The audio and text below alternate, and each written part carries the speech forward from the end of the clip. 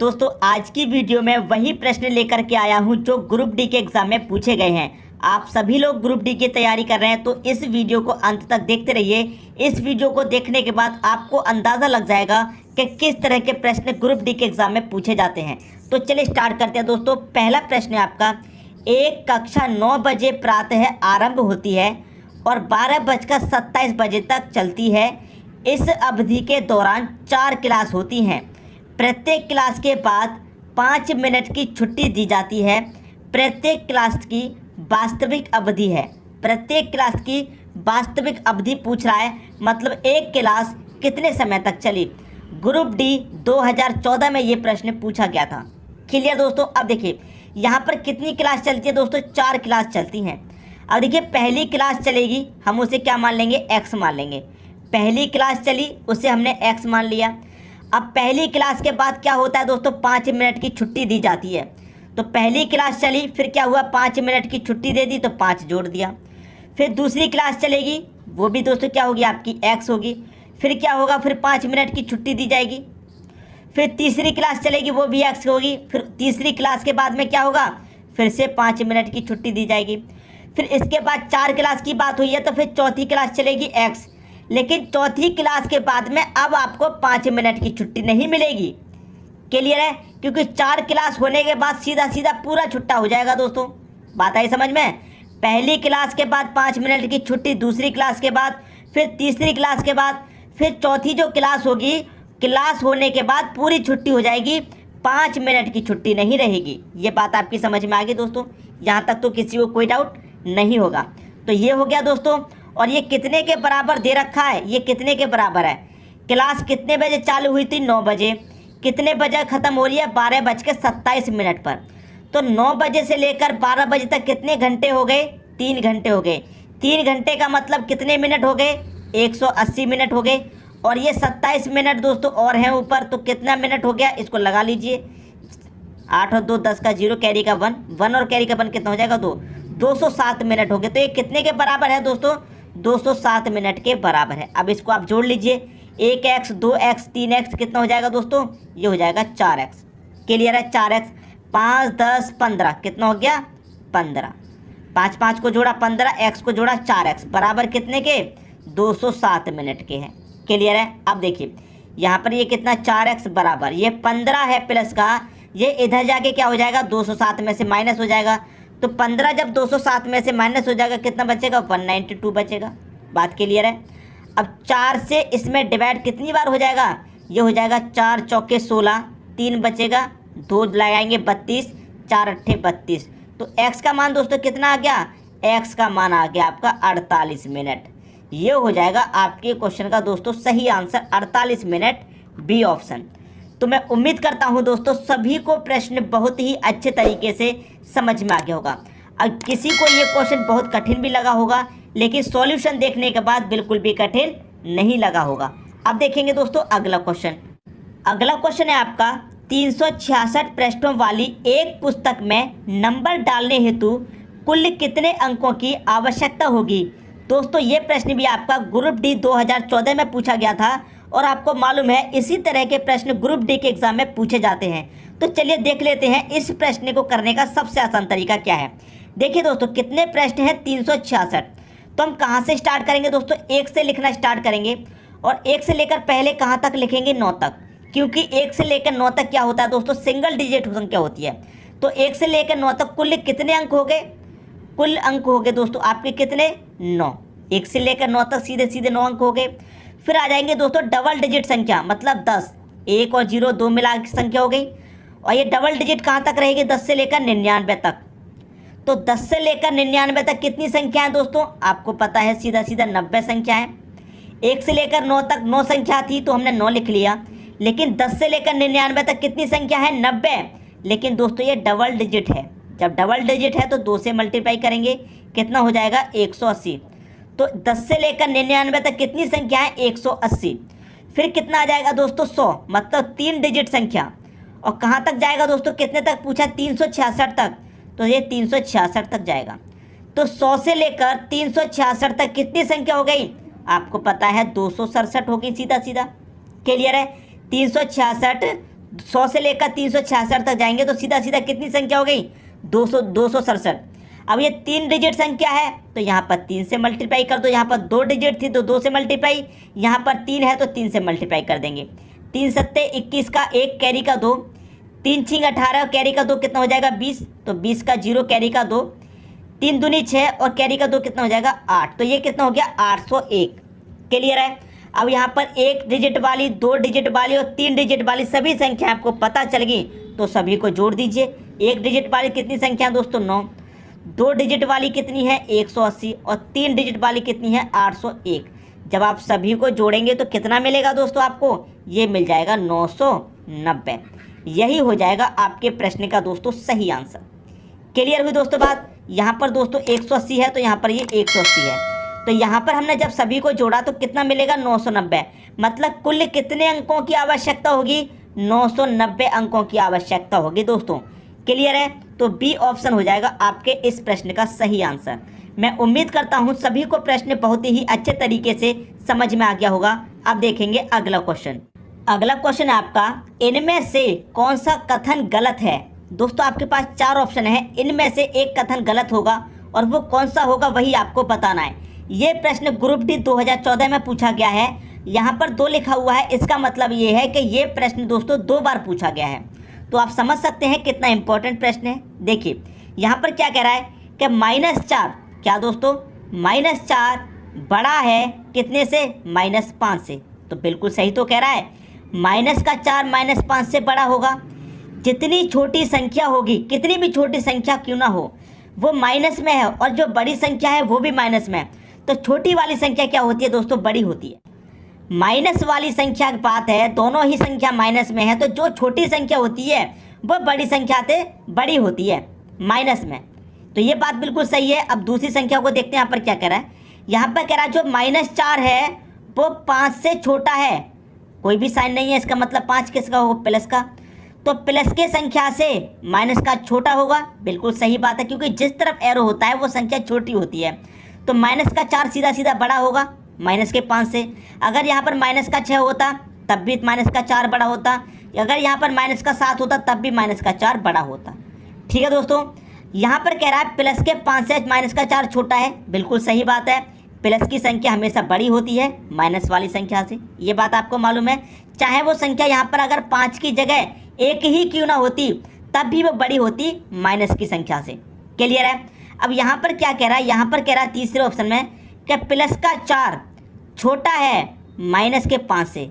ये दोस्तों गलत कह रहा है, क्योंकि प्लस की संख्या हमेशा बड़ी होती है दोस्तों माइनस की संख्या से। हमेशा याद रखना, प्लस में संख्या दे रखी है, चाहे वो छोटी ही क्यों ना हो, और माइनस की संख्या चाहे बड़ी ही क्यों ना हो, लेकिन हमेशा बड़ी संख्या कौन सी होती है? प्लस वाली। तो यहाँ पर ये से छोटा दिखा रहा है माइनस की संख्या से, तो ये गलत दिखा रहा है। यही हो जाएगा आपके क्वेश्चन का सही आंसर। आगे क्या कह रहा है? आगे के ऑप्शन में देखेंगे कि प्लस का 4 बड़ा है -5 से। तो बिल्कुल सही तो कह रहा है, प्लस की संख्या हमेशा बड़ी होती है, लेकिन यहाँ पर प्लस की संख्या को छोटा दिखा रहा है, इसका मतलब ये गलत दिखा रहा है। तो यही ऑप्शन क्या हो जाएगा? यही कथन गलत हो जाएगा। बाकी के सभी कथन सही हैं, यही गलत हो जाएगा। तो मैं उम्मीद करता हूँ सभी को प्रश्न बहुत अच्छे तरीके से समझ में आ गया होगा। अब देखेंगे दोस्तों अगला क्वेश्चन। अगला क्वेश्चन है, 3 अनुक्रमित संख्याओं का योग 333 है। अंतिम 2 संख्याओं का योग क्या होगा? ग्रुप डी में पूछा गया था 2014 में। देखिए दोस्तों, यहाँ पर 3 संख्याओं का योग कितना है? 3 संख्याओं का योग है 333। संख्याएं कितनी हैं आपके पास? 3 संख्याएं। तो मैं संख्या से योग में डिवाइड दे दूंगा तो आपको क्या पता चलेगा? औसत। और औसत क्या होता है दोस्तों? बीच वाली संख्या। और कितनी संख्याओं की बात कर रहा है? 3 संख्याओं की। तो 3 से हम इसमें डिवाइड देंगे, 3 1 कम 3, 3 1 कम 3, 3 1 कम 3। कितनी बार जाएगा? 111 बार। औसत कितना आ गया? 111। जो डिवाइड होने के बाद आता है वही तो बीच वाली संख्या होती है, तो इसका मतलब बीच वाली संख्या कितनी होगी? 111। संख्या कैसी है? अनुक्रमित। अनुक्रमित मतलब लगातार, क्रमांगत। तो लगातार में 111 के बाद क्या आएगा? 112। और 111 से पहले क्या आएगा? 110 आएगा। आपसे पूछ रहा है अंतिम 2 संख्याओं का योग। तो अंतिम 2 संख्या कौन कौन सी हैं? ये वाली हैं, इनका योग पूछ रहा है। तो जोड़ दीजिए, 1 और 2 कितना हो जाएगा? 3। 1 और 1 कितना हो जाएगा? 2। 1 और 1 कितना हो जाएगा? 2। तो मतलब 223 हो जाएगा अंतिम 2 संख्याओं का योग। 223 किस ऑप्शन में है? डी ऑप्शन में है दोस्तों। डी ऑप्शन हो जाएगा आपके प्रश्न का सही आंसर। उम्मीद करता हूँ सभी की समझ में अच्छे तरीके से आ गया होगा। अब देखेंगे अगला क्वेश्चन। अगला प्रश्न है 6/11 को 6/-11 से विभाजित करने पर प्राप्त होगा। ग्रुप डी में पूछा गया है दोस्तों ये प्रश्न। करना क्या है कि 6/11 में हमें क्या करना है, 6/-11 से विभाजित मतलब भाग देना है। भाग देना है कितने से, 6/11 से, लेकिन किसके, माइनस के से। अब देखिए ये भाग वाली संख्या को क्या करेंगे हम, मल्टीप्लाई में बदलेंगे। तो पहली संख्या तो ऐसी ही रहेगी, भाग को जब मल्टीप्लाई में बदलेंगे तो क्या होगा, संख्या पलट जाती है, मतलब 11 चला जाएगा ऊपर।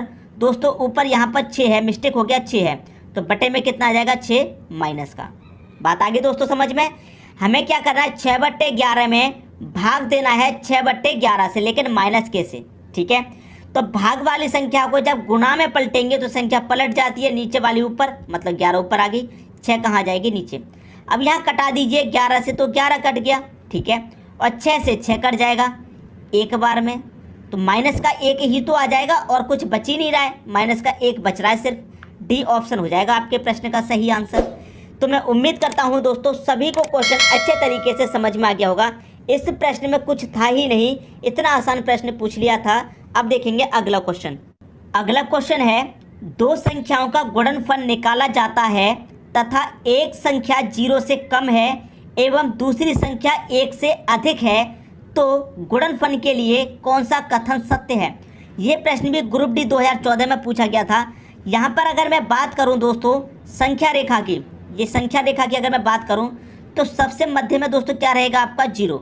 0 के बाद क्या आएगा, 1। 1 के बाद क्या आएगा, 2। 2 के बाद दोस्तों क्या आएगा, 3। संख्या रेखा में अगर मैं 0 से पहले जाऊँगा तो माइनस का 1 आएगा, फिर माइनस का 2 आएगा, फिर क्या आएगा, माइनस का 3। ऐसे ही तो आएगा।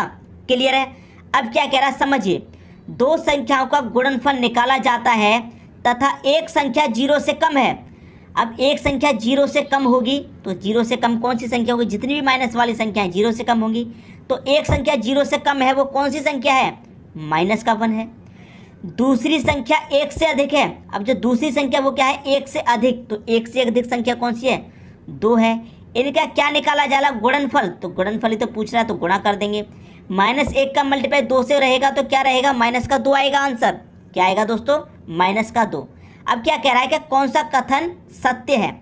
कथन देखिए हमारे क्या निकल के आया है, माइनस का 2 निकल के आया है, तो 1 से कम है माइनस का 2। ये बात बिल्कुल सही है, जो माइनस का 2 है वो प्लस वाली संख्या से हमेशा कम रहेगा माइनस का, तो ये कथन सत्य है। दूसरा कथन क्या कह रहा है, 0 से कम है। अब जो माइनस का 2 है दोस्तों वो 0 से भी तो कम है, ये भी कथन सत्य है। 0 से अधिक, 1 से कम, 1 से कम तो है लेकिन 0 से अधिक नहीं है, 0 से तो कम हुआ ना, तो ये कथन गलत हो गया। नन ऑफ दिस दिखा रहा है, इसे भी हटा दीजिए। दो कथन यहाँ पर निकल के आ रहे हैं, तो दोनों में से कौन सा सही है उसे पहचानिए। 1 से कम है, माइनस का 2 1 से कम है, बिल्कुल सही है। 1 कहाँ पर है, यहाँ पर, यहाँ से आएंगे माइनस का 2 पर, तो 1 से माइनस का 2 कम है, क्योंकि प्लस वाली संख्या से हमेशा छोटी होती है माइनस वाली संख्या, चाहे माइनस वाली संख्या कितनी भी बड़ी क्यों ना हो। क्लियर है, बिल्कुल सत्य दिखा रहा है, 1 से कम है। दूसरे ऑप्शन में दिखा रहा है 0 से कम। दूसरे ऑप्शन में कहाँ दिखा रहा है, 0 से कम। तो सबसे पहले किस संख्या से कम होगा, 0 से कम होगा या 1 से। सबसे पहले जो कम होगा वो 0 से कम होगा, 1 से तो बाद में कम होगा, सबसे पहले 0 से कम होगा। तो आपके क्वेश्चन का जो सही आंसर हो जाएगा वो हो जाएगा बी ऑप्शन।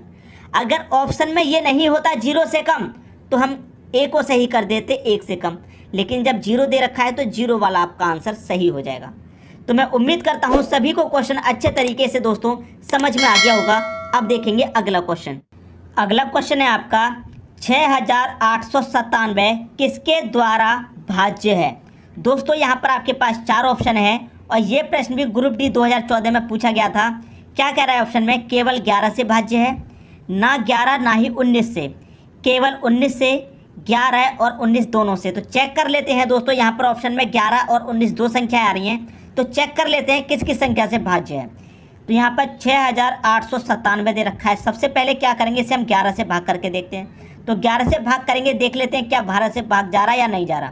तो 11 छिक्के 66 कटेगा, 2 बचेगा 29, 11 दूनी का 22, 7 बचेगा 77, 11 सत्ते 77। तो 11 से तो पूरा भाग हो रहा है, लेकिन 19 से भी चेक कर लेते हैं हो रहा है कि नहीं।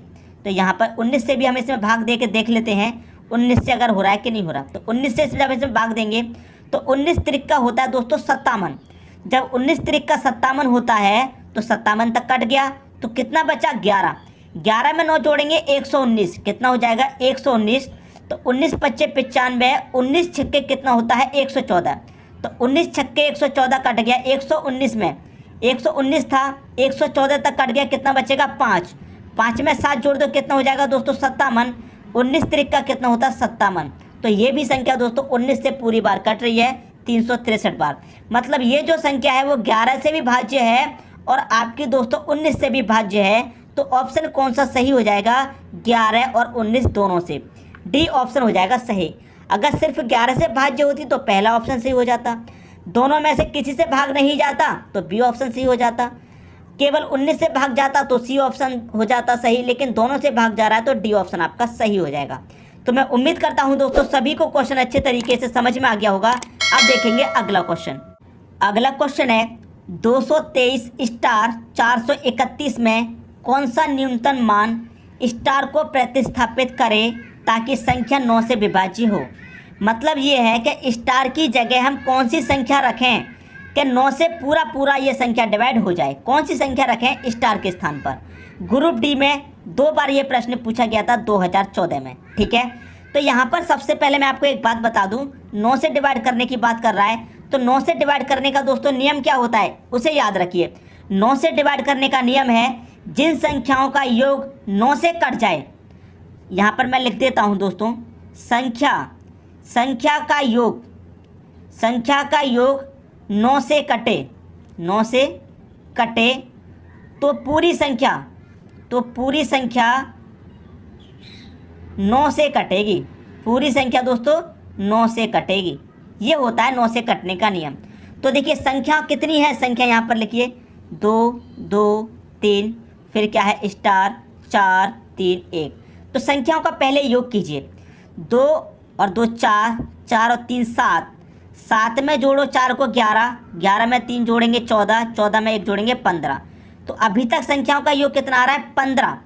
तो 9 से कौन कौन सी संख्या कटेंगी, जिन संख्याओं का योग 9 से कटे। तो जो संख्या 9 के मल्टीपल में आती है वही तो कटेंगी। 9 के मल्टीपल में 9 आता है, 18 आता है, 27 आता है, तो ये 9 के मल्टीपल में आती हैं। तो जो संख्या 9 के मल्टीपल में आती है वही तो कटेंगी। तो 15 तो कटेगी नहीं। तो स्टार के स्थान पर हम कितना रख दें कि 9 से कटने वाली संख्या बन जाए। तो स्टार के स्थान पर दोस्तों अगर मैं 3 रखूँगा तो 15 में 3 भी जोड़ दीजिए, 15 में 3 जोड़ेंगे कितना हो जाएगा 18। अब ये 18 9 से पूरा कट रहा है। तो स्टार के स्थान पर दोस्तों क्या आएगा 3 आ जाएगा। पहला ऑप्शन हो जाएगा आपके क्वेश्चन का दोस्तों सही आंसर। तो मैं उम्मीद करता हूँ सभी को क्वेश्चन बहुत अच्छे तरीके से दोस्तों समझ में आ गया होगा। अब देखेंगे अगला क्वेश्चन। अगला प्रश्न है आपका, यहाँ पर दे रखा है 43596 में 10,000 के स्थान पर कौन सा अंक है। ग्रुप डी में 2 बार ये प्रश्न पूछा गया है। आपसे क्या करा 10,000 के स्थान पर, तो संख्या क्या दे रखी है 43596, 10,000 के स्थान पर कौन सा अंक है। तो हम संख्या को कैसे गिनते हैं दोस्तों, पीछे से इकाई, दहाई, सैकड़ा, हजार, 10,000। तो 10,000 के स्थान पर दोस्तों क्या है 4 है। यही तो पूछ रहा है कि 10,000 के स्थान पर कौन सा अंक है, इकाई, दहाई, सैकड़ा, हजार, 10,000। तो 10,000 के स्थान पर दोस्तों कौन सा अंक है 4। तो 4 हो जाएगा आपके प्रश्न का दोस्तों सही आंसर, पहला ऑप्शन। क्लियर हुई दोस्तों बात। अब देखेंगे अगला क्वेश्चन। अगला क्वेश्चन है, जब 89 मतलब 89 मार्बल्स को प्रत्येक 3 को एक पैकेट में व्यवस्थित किया जाता है तो शेष बचे मार्बल्स हैं। ग्रुप डी में 2 बार ये प्रश्न पूछा गया है। टोटल मार्बल्स कितने हैं दोस्तों 89 मतलब 89। एक पैकेट में कितने पैक होते हैं दोस्तों 3। जब एक पैकेट में 3 होते हैं तो कितने पैकेट में दोस्तों पैक होंगे, लगा लीजिए हिसाब, 3 से डिवाइड दे दो, 3 दूने का 6, 2 बचेगा 29। तो 29 तक चला गया तो कितना हो जाएगा 3 9 27। तो यहाँ पर दोस्तों 29 पैकेट में कितने पैक हो जाएंगे आपके 87 पैक हो जाएंगे। क्लियर है। एक पैकेट में कितने पैक हो रहे हैं 3, तो 89 कितने पैकेट में पैक होंगे 3 से हमने डिवाइड करके देखा, 3 दूने का 6, 2 बचेगा 29, 3 निमे का 27। 29 में से जब 27 तक चला गया तो शेष कितना बचेगा 2 ही तो दोस्तों शेष बचेगा आपका। तीन तीन के कितने पैकेट पैक हो जाएंगे? 29 पैकेट पैक हो जाएंगे। जब 29 पैकेट पैक हो जाएंगे तो उसमें से कितने शेष बचेंगे? 2 ही तो शेष बचेंगे। तो बी ऑप्शन हो जाएगा आपके प्रश्न का दोस्तों सही आंसर। तो मैं उम्मीद करता हूं दोस्तों सभी को ये क्वेश्चन बहुत अच्छे तरीके से समझ में आ गया होगा। दोस्तों यदि वीडियो पसंद आया तो लाइक करें और दोस्तों में भी शेयर करें। यदि आपने हमारे चैनल को अभी तक सब्सक्राइब नहीं किया है तो कर लीजिए और बेल आइकन का बटन भी दबा दीजिए दोस्तों। धन्यवाद।